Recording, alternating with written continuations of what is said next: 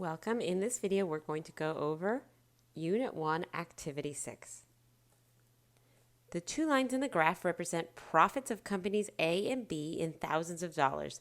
Let X be the number of years from 2000.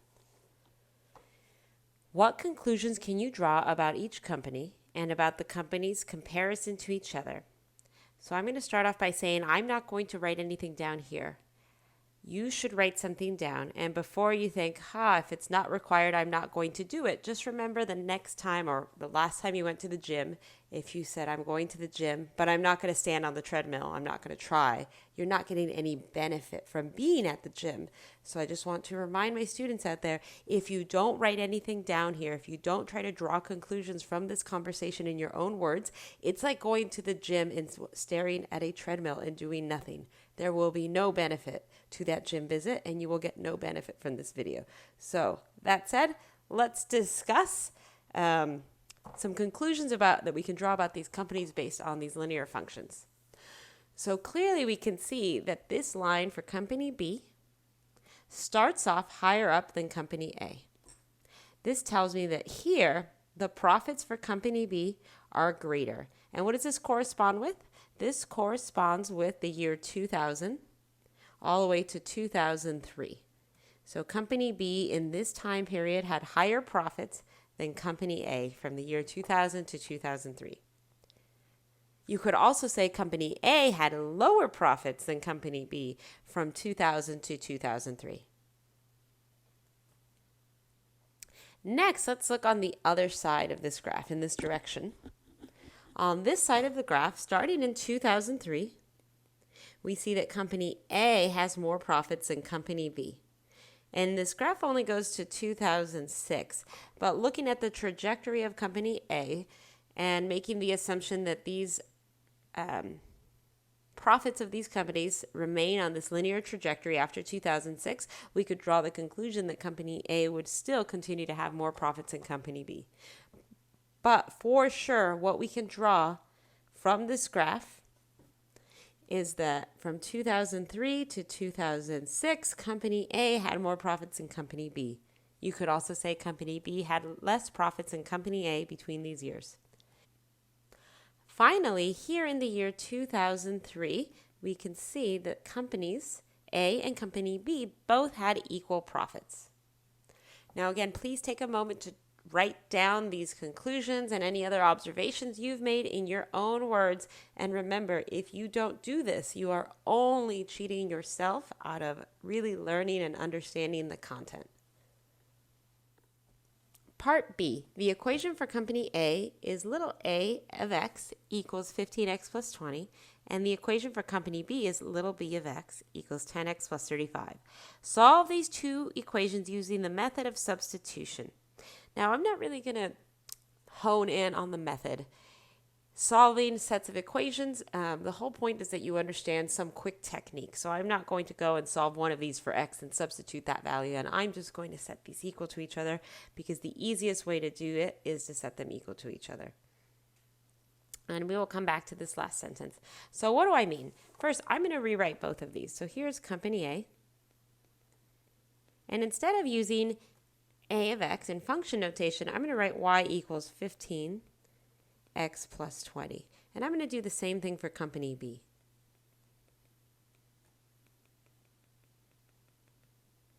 So I'm writing them out in x and y notation rather than function notation. So both of these have a y. The y value, these are the same. So that's what we're setting equal to each other. So I'm going to write 15x plus 20 equals y.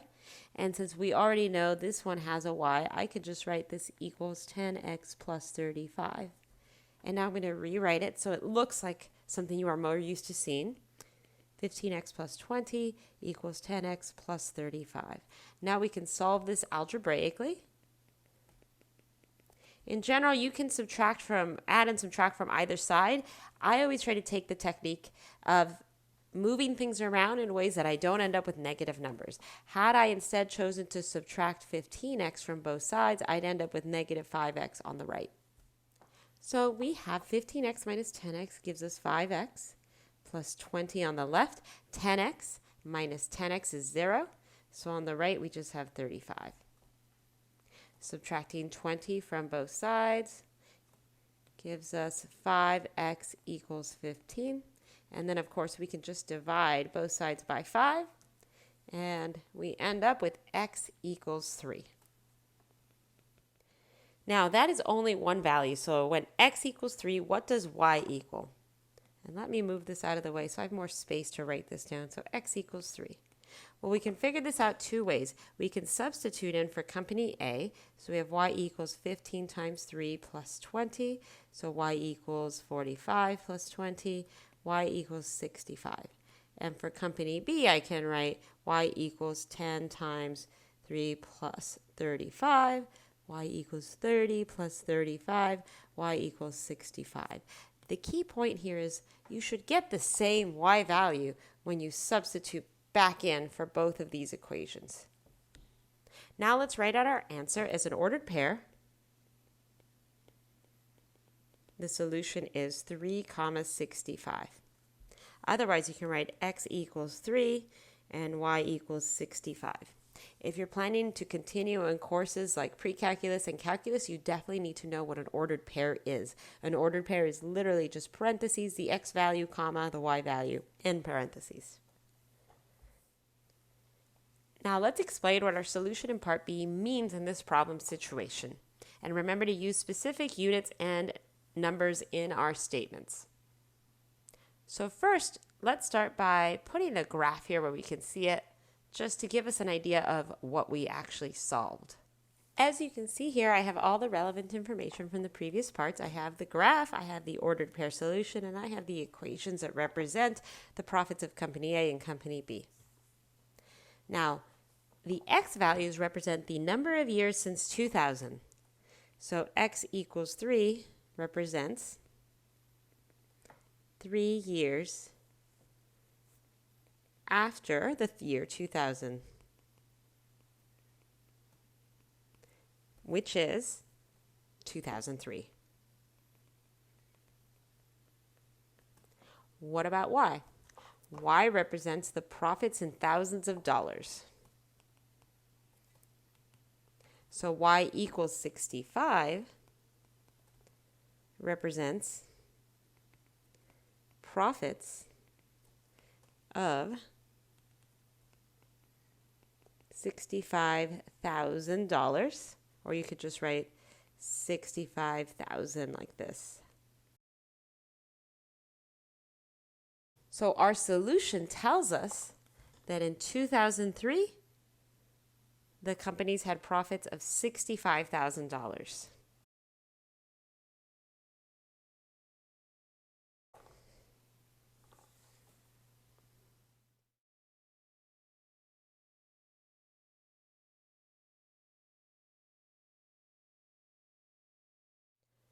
As you can see here, I went ahead and opened up GeoGebra, and we're going to use this technology to graph the equations.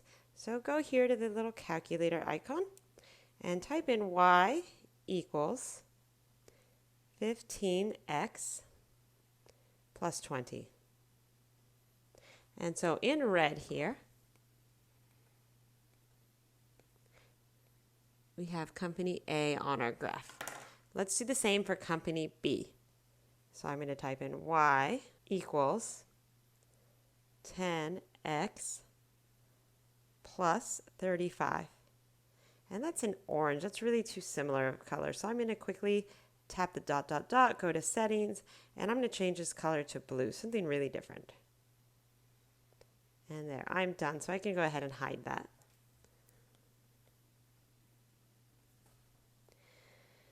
Let's find where these lines intersect using technology and then compare that to our solution in part A. So right now I don't see them intersecting at all. And I know they intersect somewhere around where x equals 3 and y equals 65. So I am going to pinch and zoom here. So I'm putting my index finger on 5 and my thumb on -5, and I'm squishing the vertical axis together by pinching my fingers until they touch. I still don't see the intersection, so let's do this again. I'm going to put my index finger on 20, my thumb on -20, and I'm going to pinch them together till they touch. Now I see their intersection. So I am dragging with my index finger the whole graph to the right. I think it's a little squish, so I'm going to spread my graph out a bit by putting my index finger at 20, my thumb at -20, and separating them until I see a view I like. And there we go. I see that view and I like this view. So I'm putting my index finger up high near 70 and pulling the screen downwards. And to me, this view looks like this dot is midway between 60 and 65. And by touching that dot with my finger, that's all I did. When you touch any dot with your finger, it will show you the point. And this point is clearly 365. Now let's do the same thing using a TI graphing calculator. You're going to want to go here to y equals and type in 15 and then the X button plus 20. And then when you hit enter, you go on to the next line. I don't know why my button glitched there. Now it looks normal. Now for the next line, let's type in the function b of x, which is in blue on our GeoGebra graph. And for that, you're going to type in 10x plus 35.